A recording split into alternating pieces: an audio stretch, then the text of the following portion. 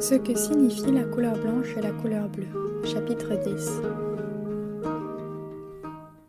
Le blanc signifie donc joie, bonheur, allégresse, et ce n'est pas à tort, mais à bon droit et à juste titre qu'il le signifie. Vous pourrez le vérifier si, abandonnant vos préventions, vous consentez à écouter ce que je vais maintenant vous exposer.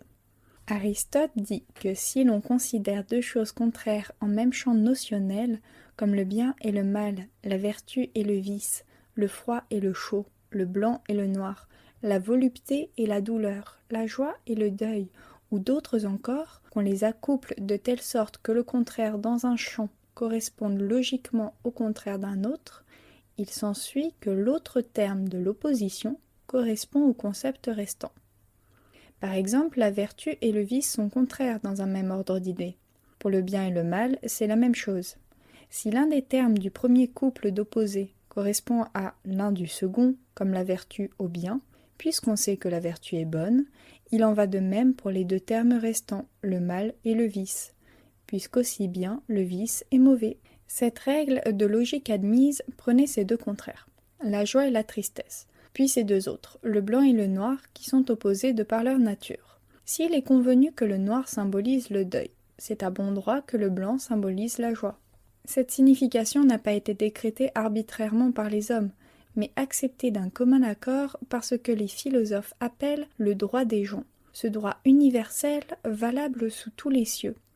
Vous savez bien que tous les peuples, toutes les nations, à l'exception des anciens Syracusains et de quelques Argiens qui avaient l'esprit mal tourné, les gens de toutes les langues, quand ils veulent porter témoignage manifeste de leur tristesse, s'habillent de noir, et que tout deuil se traduit par le noir. Cet accord universel ne s'est pas fait sans que la nature ne le justifie d'un argument ou d'une raison que chacun puisse comprendre d'emblée sans y être préparé par qui que ce soit. C'est ce que nous appelons le droit naturel. Pour les mêmes raisons fondées en nature, tout le monde a été amené à traduire le blanc par joie, liesse, bonheur, plaisir et délice. Au temps passé, les Thraces et les Crétois marquaient les jours fastes et joyeux de pierre blanche, et de noir les jours tristes et néfastes. Les nuits n'est-elle pas maléfique, triste, génératrice de mélancolie? Elle est noire et obscure par suite d'un manque. La lumière ne réjouit-elle pas toute nature? Elle est blanche plus que toute autre chose au monde. Pour le prouver, je pourrais vous renvoyer au livre de Laurent Valla contre Bartholde, mais le témoignage de l'Évangile suffira à vous satisfaire.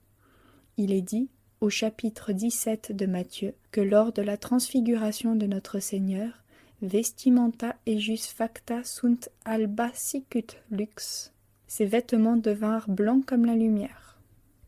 Par cette lumineuse blancheur, il laissait entrevoir à ses trois apôtres une image et un symbole des joies éternelles. Car tous les hommes sont réjouis par la lumière, comme vous pouvez l'entendre de cette vieille, qui n'ayant plus de dents en gueule, disait encore « Douce lumière ». Et Tobie, au chapitre 5, répondit, quand Raphaël le salua après qu'il eut perdu la vue, « Quelle joie pourrais-je avoir, moi qui ne vois point la lumière du ciel ?»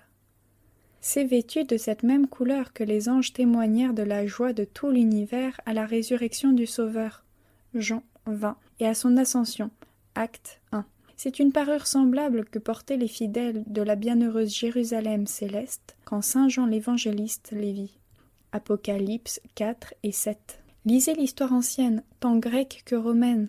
Vous apprendrez que la ville d'Albe, premier modèle de Rome, fut construite et baptisée suite à la découverte d'une truie blanche.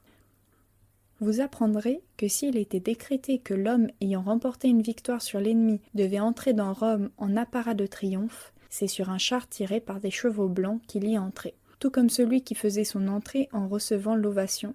Nulle marque, nulle couleur ne pouvait mieux traduire la joie suscitée par leur entrée que la couleur blanche.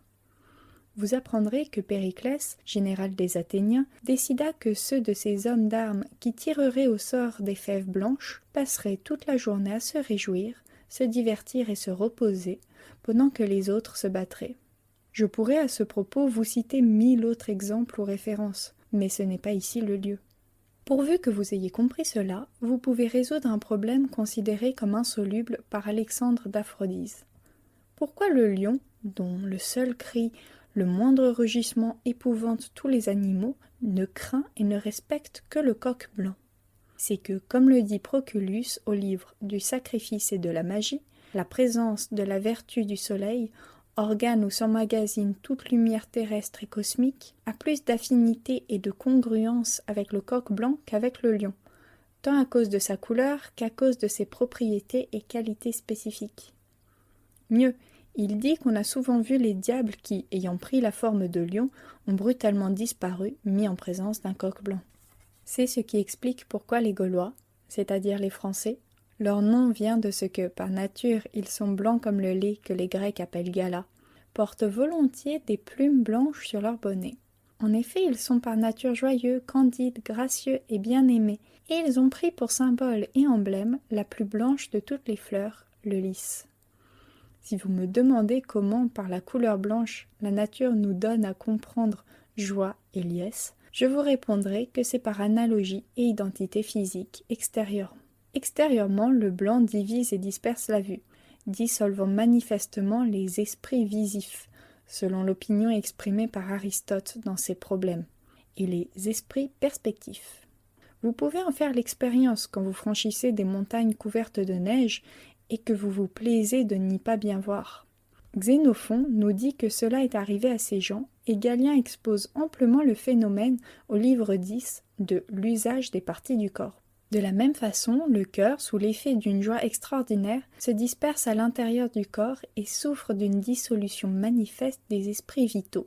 Celle-ci peut s'accentuer à un point tel que le cœur demeure privé de ce qui le fait fonctionner, et que la vie s'éteint sous l'effet d'un tel excès de joie, comme le dit Galien au livre 12 de la Méthode, au livre 5 du lieu des affections, au livre 2 de la cause des symptômes, selon le témoignage de Cicéron, livre 1 des questions truculentes, de Verrius, Aristote, Tite-Live, qui note un tel cas après la bataille de Cannes, de Pline, livre 7, chapitres 32 et 53, au Lugel, livre 3, 15 et suivants. C'est ce qui serait arrivé autrefois à Diagoras de Rhodes, à Chilon, à Sophocle, à Denis, tyran de Sicile, à Philippide, à Philémon, à Polycrate, à Philistion, à Marcus Juventi et à d'autres qui moururent de joie. Avicenne, à ce propos, au livre 2 du Canon et au livre des forces du cœur, parle du safran, qui réjouit tellement le cœur qu'il le prive de vie par dissolution et dilatation immodérée si on en absorbe une dose excessive. À ce sujet, consultez Alexandre d'Aphrodise, livre 1 des Problèmes, chapitre 19. Voilà pour la question. Mais voyons, je vais plus loin dans cette direction que je n'avais l'intention de le faire au départ. Je vais donc amener les voiles ici et réserver le reste pour un livre entièrement consacré à ce sujet. Je dirai en un mot que le bleu signifie assurément ciel et choses célestes, selon le même symbolisme qui veut que le blanc signifie joie et plaisir.